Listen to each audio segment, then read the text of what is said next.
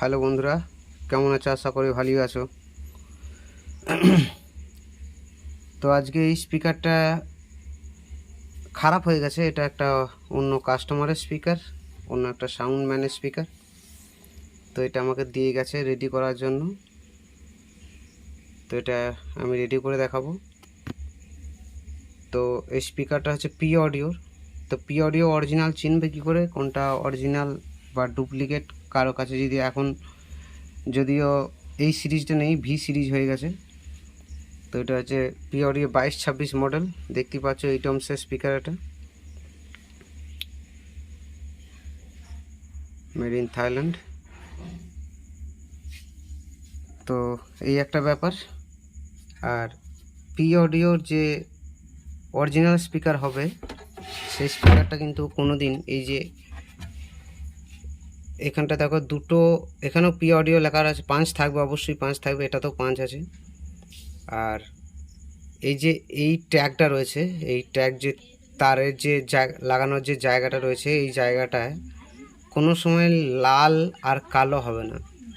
Original যেটা হবে সেটাতে কালো হবে না। এটা একটা হবে ব্লু, একটা হবে লাল, একটা ব্লু, একটা হচ্ছে রেড। তো এটা ব্লু আর রেডই আছে। আর সিম্বল অবশ্যই দেওয়া থাকবে স্টিকারের ওপরে, স্পিকারের ওপরে সিম্বল দেওয়া থাকবে অরিজিনাল যদি হয়। যেমন এখানে দেখো, এটা কিন্তু ইয়েতে কপি করেনি। এই যে এই জায়গাটা দেখতে পাচ্ছ, এটা কপি করতে পারেনি। আর একটা আছে, এটা যদিও বা সেই জিনিসটা নেই, কারণ এটা অনেকবার পেপার চেঞ্জ হয়েছে। একা হাতে তোলা মুশকিল স্পিকার, বাঁ হাতে করে, যেহেতু ডান হাতে ক্যামেরা আছে, বাঁ হাতে স্পিকার, তো এক হাতে তোলা মুশকিল। এর আগে অনেকবার এর পেপার স্পাইডার চেঞ্জ হয়েছে। কিছু জায়গা দেখুন টল খেয়ে বসে আছে। অরিজিনাল পেপার না, এটা ডুপ্লিকেট পেপার। অরিজিনাল পেপারে একদম আলাদা হবে। এই পেপারটা চারি জায়গায় টল খাচ্ছে যখন বসছে, দেখুন আমি দেখাচ্ছি জায়গাগুলো। দু এক জায়গায় আর কি বসে যাচ্ছে, পেপার ভাঁজ হয়ে যাচ্ছে। এই যে এই জায়গাটায় ভাঁজ হচ্ছে। তো এরকম ভাঁজ হলে কি হয়, পেপারের স্পিকার বাজারে যে ক্ষমতা, সে ক্ষমতা কমে যায়। এরকম পজিশন থাকলে অবশ্যই পেপার চেঞ্জ করে নেবেন, নাহলে কোয়ালিটি ভালো পাবেন না, কাটতে থাকবে স্পিকার। অরিজিনাল যদি না হয়ে কপি হয়, এই যে গার্ডারটা থাকবে, এই গার্ডারটা কিন্তু খুব তাড়াতাড়ি উঠে যাবে। এটা যদিও লাগানো হয়েছে, এই গার্ডারটা না, এটা আলাদা গার্ডার, আলাদা করে লাগানো হয়েছে, মানে গার্ডার সেটাই, কিন্তু গার্ডারটা লাগানো হয়েছে, কিন্তু এটা উঠছে না। যাই হোক, আঠাটা ভালোই দেওয়া হয়েছে। আর কপি যদি নতুন স্পিকার কেনেন, তো এটা টানলে খুব তাড়াতাড়ি উঠে যাবে। ডাস্ট ক্যাপের ওপরে যে পি অডিও সিম্বলটা থাকে, পি অডিও সিম্বলটা দেখবে আর কি কম ওয়াটেজ স্পিকারে, হাই ওয়াটেজ স্পিকারে একটু খাপচা ইয়ে হয়, একটা আর কি জড়ানো জড়ানো টাইপের ডাস্ট ক্যাপ হয় হাই ওয়াটেজ স্পিকারে। কিন্তু লো ওয়ার্ডের যে স্পিকার থাকে, তাতে যে পি অডিও লেখাটা থাকে একটু ওটা ওটা ভাব থাকে, আর ডুপ্লিকেটটায় একটু বসা বসা ভাবের আর কি ইয়েটা হয়, সিম্বলটা হয়। তো এটা চেঞ্জ করব। তো প্রথমে কয়েলটাকে আমাকে তুলতে হবে। তো কয়েলটা তুলি, তারপর দেখাচ্ছি, দেখতে থাকো তোমরা। তো বন্ধুরা, আমার স্পিকার পেপার থেকে কয়েল ছাড়ানো হয়ে গেছে। দেখতে পাচ্ছ আঠা লেগেছিল এখানে সব। তো খুব সুন্দরভাবে ছেড়ে গেল। আঠা দেখো কেমন করে লেগে রয়েছে, মানে এটা সেই 10 মিনিটের আঠা দেওয়া হয়েছে। 10 মিনিটের আঠা আমি বারবার প্রত্যেকটা ভিডিওতেই বলি যে স্পিকারের কাজে কোনো সময় 10 মিনিটের আঠা ব্যবহার করবে না। 10 মিনিটের আঠা যদি ব্যবহার করা হয়, তো সেই স্পিকার ভালো চলবে না। তো এটা রিপেয়ারিং করতে হবে। কয়েলটা পুড়ে গেছে, আর একটা কারণে এটা ভালো বাজতো না, দুটো কারণে এটাকে চেঞ্জ করতে হচ্ছে। আর আমি যে কয়েলটা লাগাবো সেটা হচ্ছে এইটা, দেখতেই পাচ্ছ, ইন আউট ভয়েস কয়েল। এটা ইন আউট, আর ওইটা অনলি আউট।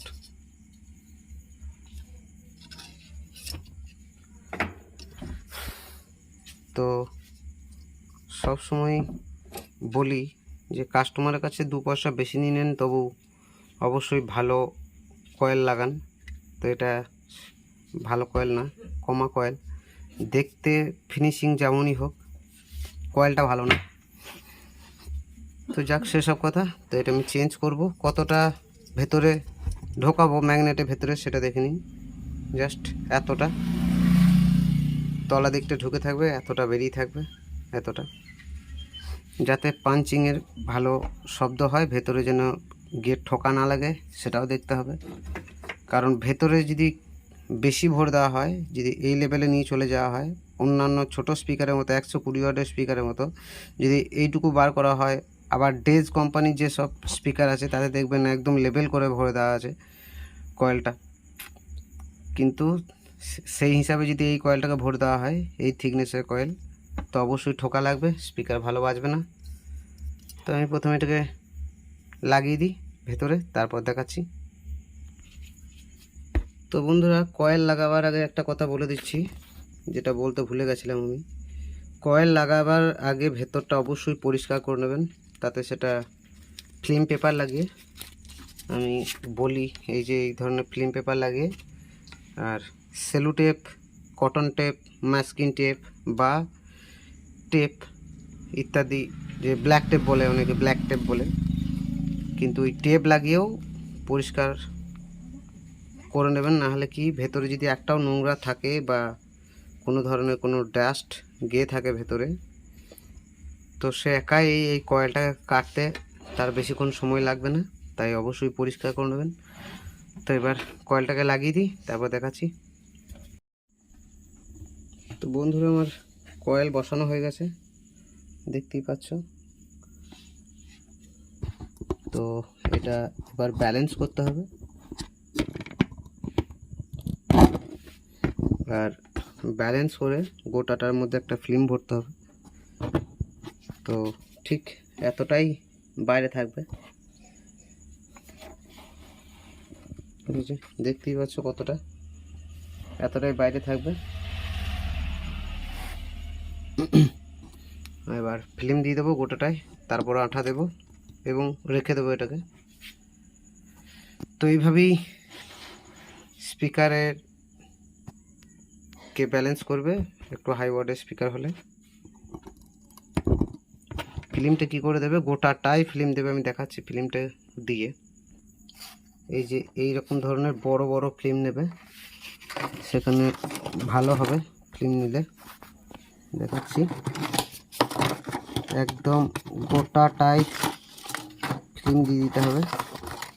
গোটাটাই ফিল্ম দিলে হবে কি, গোটাটাই ব্যালেন্সটা ঠিকঠাক থাকবে, না হলে ব্যালেন্স ঠিকঠাক থাকবে না। আমি দিয়ে দিচ্ছি একটা, কারণ একটা হাতে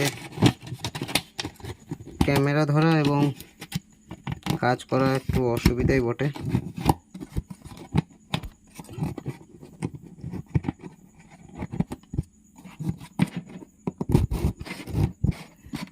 এবং ফিল্মটা একদম তলা পর্যন্ত দিয়ে দেবে, সেটা বেশি সুবিধা হবে। তলা পর্যন্ত দিলে ব্যালেন্সটা ভালো হয়, কারণ তলা পর্যন্ত দিলে কি হয়,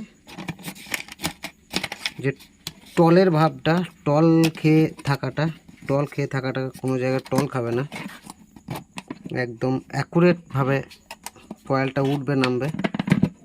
যদি একটু আধটু দিয়ে দাও তাহলে অসুবিধা হবে, তাতে সেখানে কয়েল ওঠা নামার সময় ঘষা খেতে পারে। তাই বলছি গোটাটাই দিয়ে দেবে, যখনই দেবে সেটা বেশি ভালো হবে।